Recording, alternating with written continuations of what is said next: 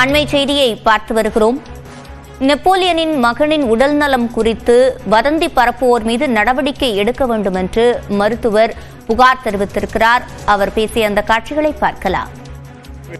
முன்னாள் மத்திய அமைச்சரும் பிரபல நடிகரும் எங்களது ஜீவன் அறக்கட்டளையின் நிறுவனமான திரு நெப்போலியன் அவர்களுடைய மகன் தனுஷ் குறித்தும் அவருடைய குடும்ப வாழ்க்கை குறித்தும் உடல்நிலை குறித்தும் தவறான செய்திகள் யூடியூப்ல பரவிட்டு இருக்கு. அது உண்மை அல்ல. இது உண்மைக்கு புறமான செய்திகளை இதுபோன்று பரப்பவர்கள் மீது நடவடிக்கை எடுக்கவும், அது இருக்கிற லிங்க்ஸை எல்லாத்தையுமே கேன்சல் பண்றதுக்கும், இது மாதிரி பரப்புறவங்களை கைது செய்யணும்னு நாங்கள் திருநெல்வேலி எஸ்பி அலுவலகத்தில் கம்ப்ளைண்ட் கொடுக்கறதுக்காக வந்திருக்கோம். மாற்றுத்திறனாளிகள் குறித்து இதுபோன்ற தவறான கருத்துக்களை பரப்புவது, அவங்களோட சிகிச்சை எடுத்துக்கொண்டிருக்க முறையை சந்தேகப்படுவது, இது போன்ற விஷயங்கள் அவருடைய வாழ்க்கையின் வளர்ச்சியை தடுக்கும். குறைந்த நபர்கள் தான் மாற்றுத்திறனாளிகளாக இருந்து வாழ்க்கையில் ஜெயிக்கிறாங்க.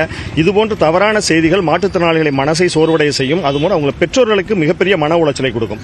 நாங்கள் அவங்களுடைய மருத்துவமனையில் சிகிச்சை அளிக்கிற மருத்துவர்களாக நாங்கள் எல்லாரும் வந்திருக்கிறோம். அவங்க குடும்பம் சார்பாக அவருடைய அண்ணன் திரு கிருபாகரன் அவர்கள் திருச்சியிலிருந்து வந்துட்டு இருக்கிறாங்க.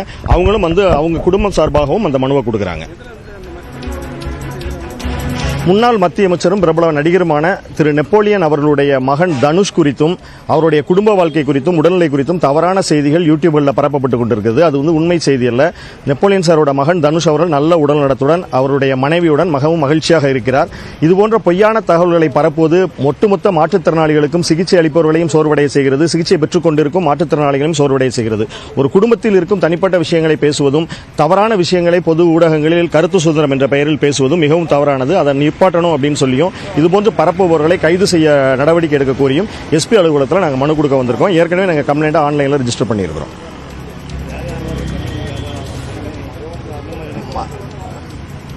நாங்கள் குடும்ப வாழ்க்கை குறித்து அவங்க தவறான விஷயங்களை பேசக்கூடாது, மாற்றுத்திறனாளிகளை பற்றி தவறான கருத்துக்களை அவங்க பதிவிடக்கூடாது, ஏற்கனவே இப்போ இட்ட பதிவுகளை தவறான பதிவுகளை அவங்க நீக்க வேண்டும், இதெல்லாம் சொல்லி நாங்கள் கம்ப்ளைண்ட் கொடுக்குறோம்.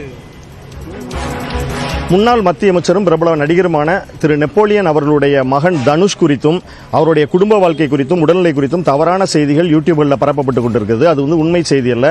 நெப்போலியன் சாரோட மகன் தனுஷ் அவர்கள் நல்ல உடல்நலத்துடன் அவருடைய மனைவியுடன் மிகவும் மகிழ்ச்சியாக இருக்கிறார்.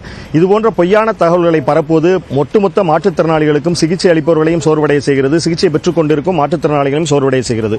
ஒரு குடும்பத்தில் இருக்கும் தனிப்பட்ட விஷயங்களை பேசுவதும், தவறான விஷயங்களை பொது ஊடகங்களில் கருத்து சுதந்திரம் என்ற பெயரில் பேசுவதும் மிகவும் தவறானது. அதன் நிப்பாட்டணும் அப்படின்னு சொல்லியும் இதுபோன்று பரப்புபவர்களை கைது செய்ய நடவடிக்கை எடுக்க கோரியும் எஸ்பி அலுவலகத்தில் நாங்கள் மனு கொடுக்க வந்திருக்கோம். ஏற்கனவே நாங்கள் கம்ப்ளைண்ட் ஆன்லைனில் ரெஜிஸ்டர் பண்ணியிருக்கிறோம்.